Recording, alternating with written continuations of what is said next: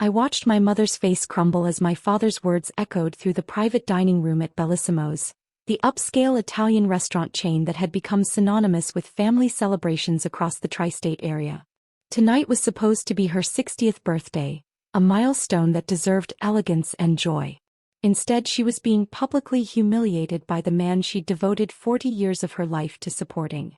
"David, please," Mom whispered, her hands trembling as she reached for her water glass. "Can we just have a nice dinner? It's my birthday." My father's face was red, his voice carrying to nearby tables despite the supposed privacy of our reserved section. "A nice dinner? Linda, you don't even work anymore. You contribute nothing to this family. You think you can just order the most expensive items on the menu like you're still relevant." My older brother Marcus leaned back in his chair, swirling his wine with a smirk. "That's right, Mom. Ever since you retired from teaching, you've been dead weight. This dinner is probably costing more than you made in a month at that little elementary school." His wife Jennifer nodded enthusiastically, her diamond bracelet catching the light as she gestured dismissively at Mom. "Honestly, Linda, maybe you should have stayed home. The rest of us are actually successful. We belong in places like this." I sat quietly at the end of the table watching the scene unfold. My younger sister Rachel hadn't even bothered to acknowledge Mom's birthday. She was too busy taking selfies, angling her phone to capture the restaurant's elegant crystal chandeliers and imported Italian marble columns. "Rachel, put that phone down," Mom said softly. "Can we at least pretend to be a family tonight?" Rachel rolled her eyes. "Mom, this is content. My followers need to see me living my best life. Besides, Dad's paying for this dinner, not you. You're basically here as a guest." "Exactly," my father said, slamming his hand on the table hard enough to make the silverware jump. "I'm paying for everything. I've always paid for everything. Your teaching salary was barely enough to cover groceries. Everything we have, everything this family has achieved came from my investment firm." Mom's eyes filled with tears, but she blinked them back. "I raised 3 children. I supported your career for 40 years. You did the bare minimum," Marcus interrupted. "Meanwhile, Dad built an empire. And now you're here ordering lobster and champagne like you earned it. It's embarrassing." I took a slow sip of my water, saying nothing. I'd learned long ago that intervening in these family dynamics only made things worse. My father had always been controlling and dismissive toward Mom, but it had gotten exponentially worse since she'd retired from teaching 2 years ago. Without the shield of contributing financially, she'd become their favorite target. Jennifer leaned toward Marcus, speaking just loud enough for everyone to hear. "I don't understand why she even gets a birthday dinner. My mother had to earn special occasions. She didn't just expect them." "You know what the problem is?" my father said, standing up now, his chair scraping loudly against the polished floor. "The problem is that your mother has always had delusions of grandeur. She thinks she's something special when she's just a former elementary school teacher who couldn't even make it to principal." "David, please sit down," Mom said, her voice breaking. "People are staring." "Let them stare," he shouted. "Let them see what happens when someone gets too comfortable living off someone else's success. You don't work, Linda. You don't contribute. You're a financial burden, and frankly, you don't deserve to be in a restaurant like this." Rachel finally looked up from her phone. "Dad, you're being so loud. This is literally ruining my content." "I don't care about your content," Dad snapped, but then he seemed to reconsider. "Actually, Rachel, you're right. We shouldn't be here with her. This is supposed to be a celebration, and she's bringing down the whole atmosphere." Marcus stood up as well. "Why don't we just go somewhere else? The 3 of us and Jennifer. Let Mom figure out how to get home on her own. Maybe that'll teach her some gratitude." "That's perfect," Jennifer said, already gathering her designer purse. "There's that new sushi place downtown. Much more exclusive. No dead weight allowed." Mom looked at me desperately. "Ryan, please." I met her eyes but remained seated. I knew what was coming. I'd seen this pattern before.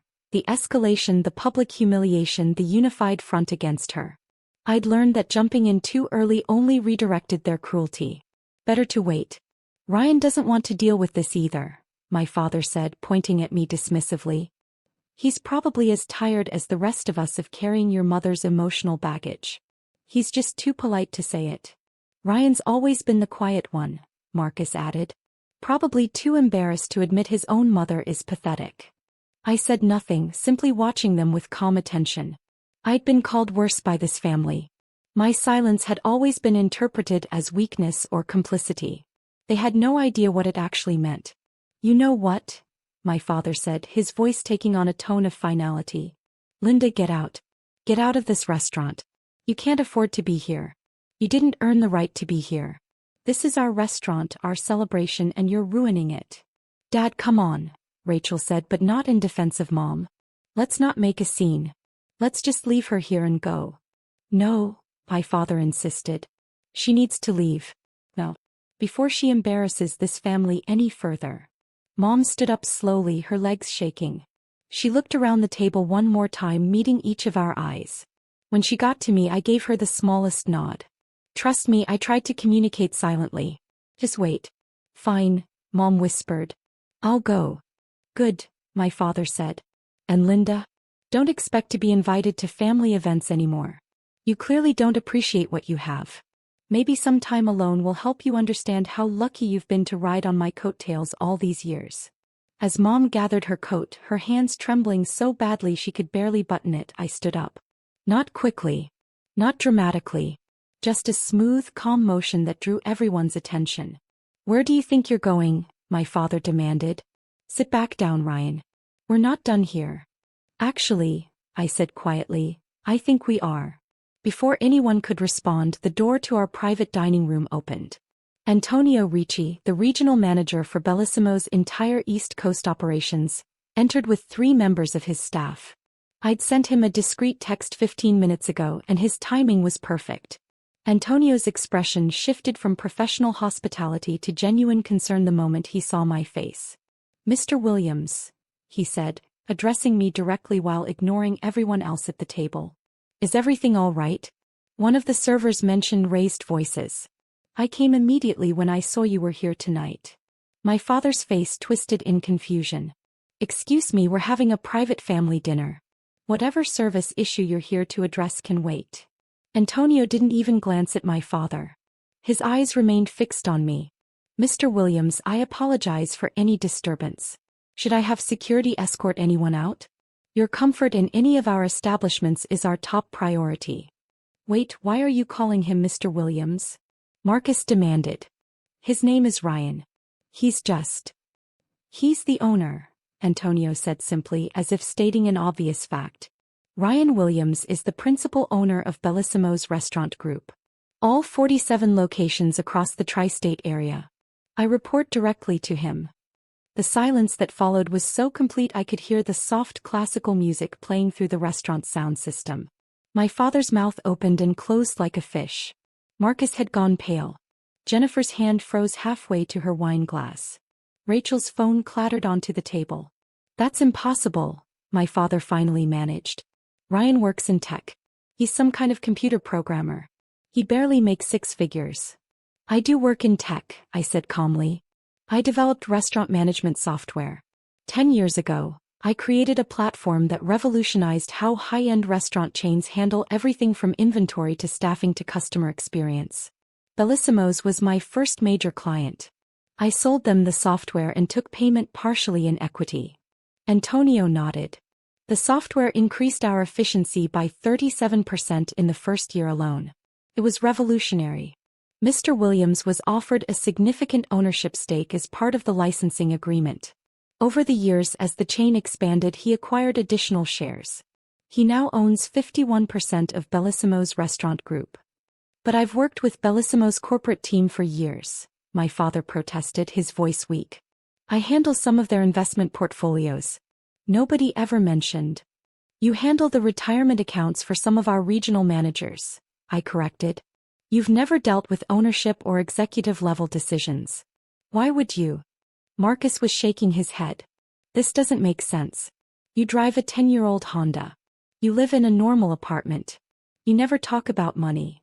"Because I don't need to," I said simply. "The restaurant group generates approximately $83 million in annual revenue. My ownership stake, combined with licensing fees from 17 other major restaurant chains now using my software, provides substantial income. I choose to live modestly because I prefer it that way. Mr. Williams has been extraordinarily generous to our staff," Antonio added. He implemented the industry's best profit-sharing program, full health care for all employees including part-time workers and paid parental leave. He's also been quietly funding culinary scholarships through the Bellissimo Foundation. Over 300 students have received full tuition to culinary school in the past 5 years. Mom was staring at me, tears streaming down her face, but now they weren't tears of humiliation. Ryan, you never said anything. You never needed to know, I said gently. You raised me to value substance over status. You taught me that true success isn't about showing off. Those lessons stuck. My father found his voice again, but it was different now. Calculated, ingratiating. Son, I think there's been a misunderstanding here. Your mother and I were just having a disagreement. Nothing serious. You know how couples are. Why don't we all sit back down and enjoy this wonderful dinner? At your restaurant. Your very impressive, very successful restaurant. I looked at him with the same calm expression I'd maintained all evening. No, I don't think so. You told Mom to get out of your restaurant. You said she couldn't afford to be here. You said she didn't deserve to be here. So let's address that. I turned to Antonio. What was the total bill going to be for tonight's dinner?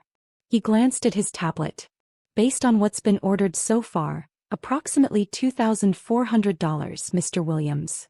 And my father was planning to pay for this? Sir. The reservation was made under David Williams's name with his credit card on file. Cancel that, I said. My father is correct that my mother can't afford a dinner like this on a teacher's pension. So I'll be covering her meal personally. As for the rest of them, I gestured to my father, Marcus, Jennifer, and Rachel. They can pay for their own meals. Separately. At full price. No family discount. Jennifer gasped. You can't be serious. That's over $500 each. You said you belonged in places like this, I reminded her. That you're successful. Prove it. Marcus stood up abruptly. Ryan, come on. We're family. You're really going to humiliate us like this. Humiliate you? I repeated softly. Dad told Mom she was dead weight. You called her pathetic. Jennifer said she didn't deserve to be here. Rachel, you couldn't even put down your phone long enough to acknowledge her birthday. And now you're concerned about humiliation. Mr. Williams, Antonio interjected smoothly, there's actually one more matter. The reservation for this private dining room was made 3 months in advance. It's one of our most sought-after spaces. I've checked the account, and the booking was made under your mother's name, Linda Williams, not your father's. My father's face flushed. That's just a technicality. I made the reservation.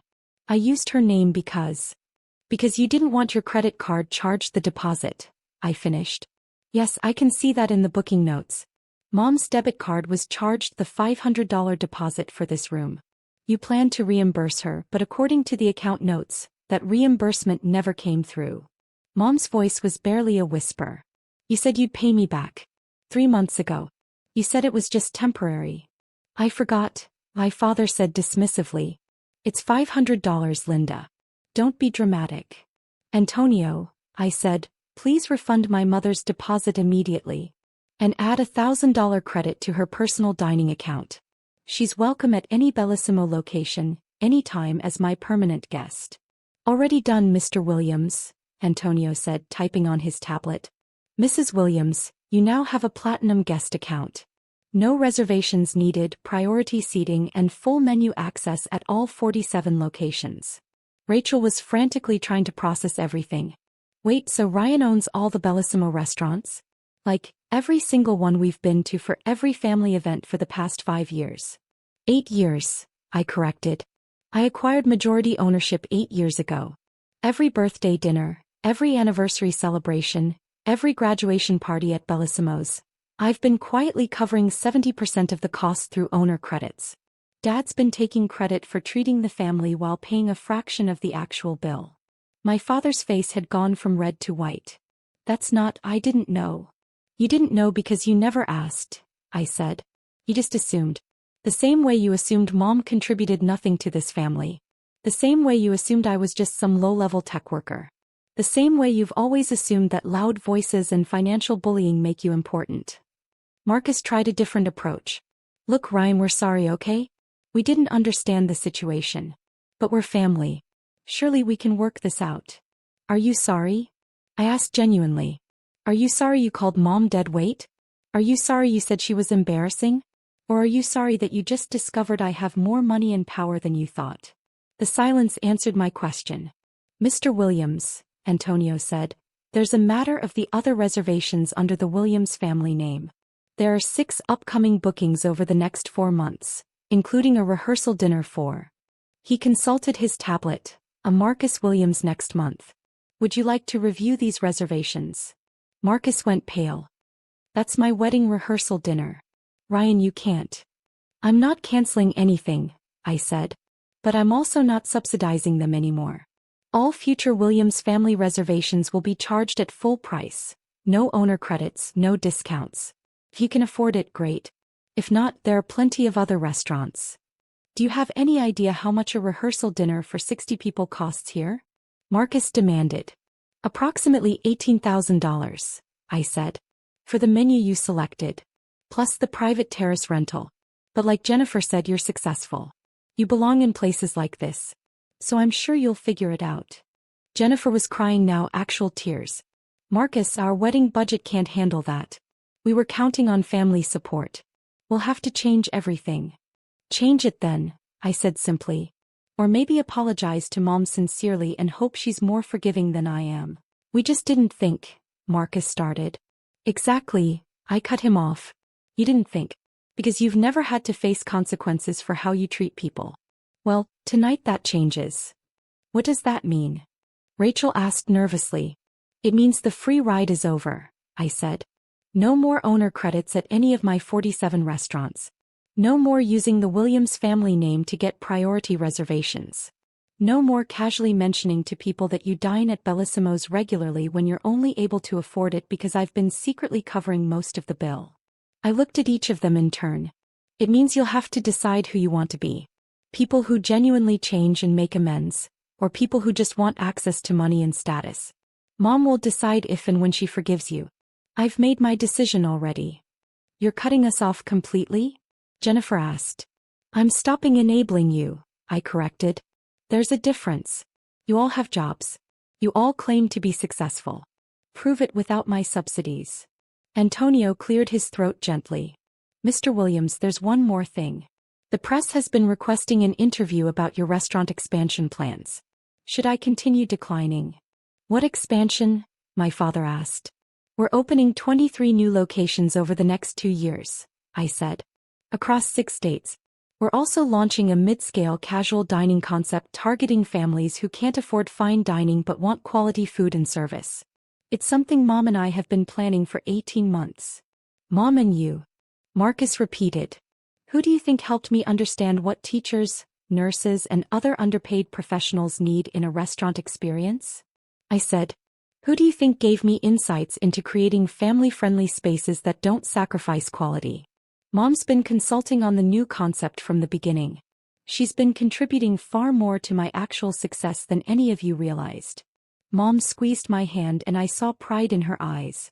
Real pride, not the performative kind my father showed when bragging about his investment returns at cocktail parties.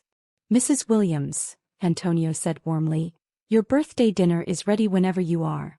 We've prepared the chef's 12-course tasting menu, paired with non-alcoholic botanical beverages as you prefer.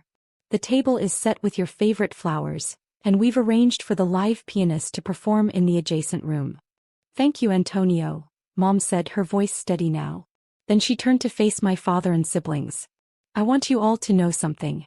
For years, I believed you when you said I wasn't contributing enough. I thought maybe you were right, that teaching and raising children wasn't impressive compared to investment portfolios and corporate jobs. But my son just taught me something important. She stood straighter, her dignity fully restored. Real contribution isn't measured in dollars or status. It's measured in the lives you touch and the values you instill. I may not own restaurants or manage portfolios, but I raised a man who built something meaningful and stayed humble. I taught hundreds of children to read and think critically. And I did it all while maintaining my integrity, which is something none of you can say tonight. Linda, my father started. I'm not finished, Mom said firmly. You have my number. If you want to apologize, truly apologize, not just because you found out Ryan is wealthy, then call me. Otherwise, don't bother. I've spent 40 years making excuses for your behavior, David. I'm done. She looked at Marcus and Rachel. I love you both.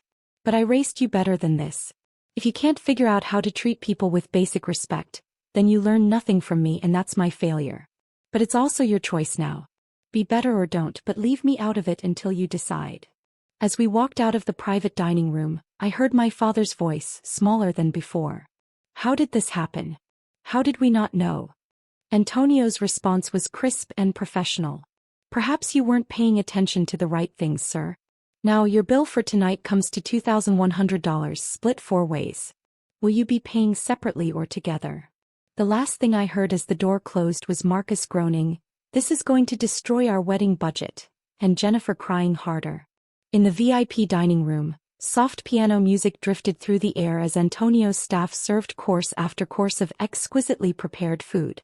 Mom and I really talked for the first time in months. She asked questions about the business I'd always deflected before, and I told her everything. The early struggles, the breakthrough that changed everything, the expansion plans, the charitable foundation she'd inspired. "Why didn't you tell me?" she asked again. "Not because of them, but just, why keep it from me?" "Because you never treated me differently based on what I achieved," I said. "You were proud of me when I graduated, when I got my first job, when I started the company. Your pride never fluctuated based on my income or status. That's incredibly rare, Mom. I didn't want to risk changing that dynamic." She nodded slowly. "And tonight they forced my hand," I said. "I couldn't watch them do that to you anymore. Not when I had the power to stop it." "The security footage," she said. "You really would have kept it quiet if they'd behaved?" "Absolutely," I confirmed. "I hoped we'd have a nice dinner. I prepared for the worst. That's just good planning." She laughed, actually laughed, for the first time all evening. "You get that from me, you know. The teaching profession teaches you to hope for the best and plan for everything else." "I learned from the best," I said. My phone buzzed. Then again. And again. Text messages from my father, Marcus, and Rachel, all appearing in rapid succession. I glanced at the previews without opening them. "Dad, we need to talk. This is ridiculous. Family doesn't treat family like this." "Marcus, Ryan, seriously? You're going to ruin my wedding over one dinner?" "Rachel, can we please just forget tonight happened? I'll delete all the content I filmed. Just please don't cancel the holiday reservation in December." I showed the messages to Mom. "What do you think I should do?" She considered for a moment. "What do you want to do?"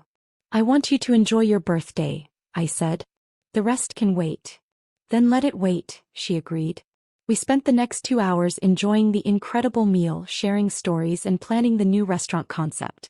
Mom had ideas about family-friendly layouts, pricing structures that made quality food accessible, and community programs that could partner with schools. Her insights were brilliant, practical, empathetic, and focused on serving people who'd been overlooked by the restaurant industry. As dessert arrived, a custom-created birthday cake with 60 elegant candles, Antonio approached with a small wrapped box. "From the ownership team, Mrs. Williams," he said. "Happy birthday."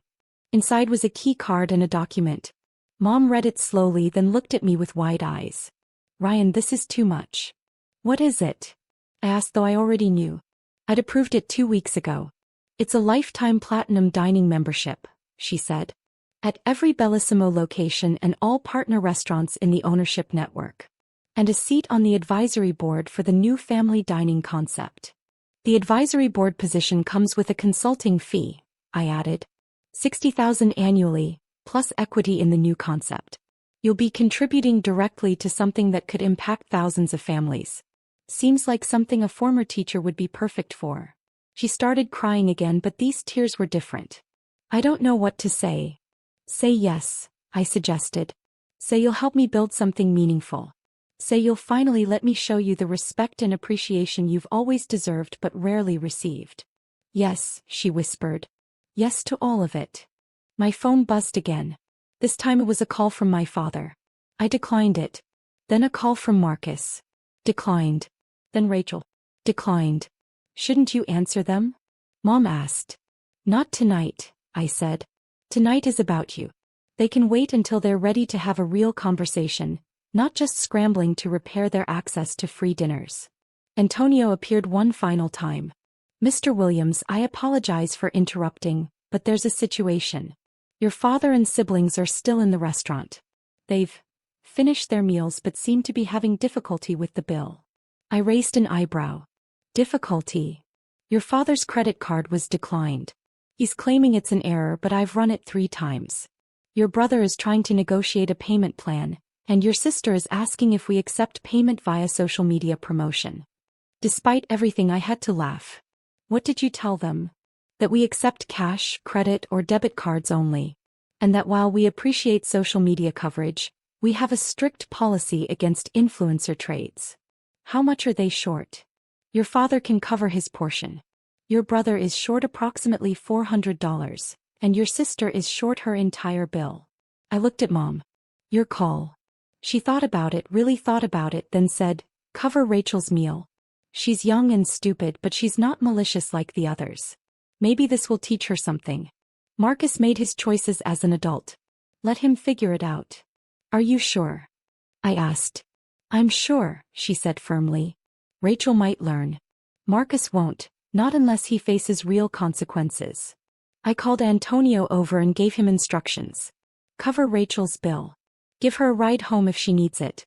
But have a staff member explain very clearly that this is a one-time courtesy from her mother, not from the restaurant.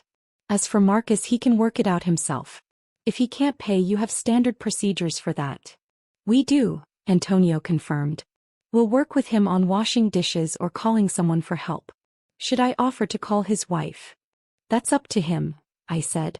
"But don't let him leave the restaurant until the bill is settled." As we finally left Bellissimo's that night, I saw my brother through the kitchen windows, wearing an apron and scrubbing dishes under the supervision of the head chef. Jennifer sat at a staff table, crying while waiting for her father to drive an hour from their hometown to pay their portion of the bill. Rachel was being guided to a car by a restaurant employee, looking shocked and subdued. My father stood in the lobby, his face a mixture of rage and humiliation as he tried to explain to the night manager that this was all a misunderstanding, that he was an important client, that he knew the owner. "You do know the owner," the night manager said politely. "He's the gentleman who just left with his mother.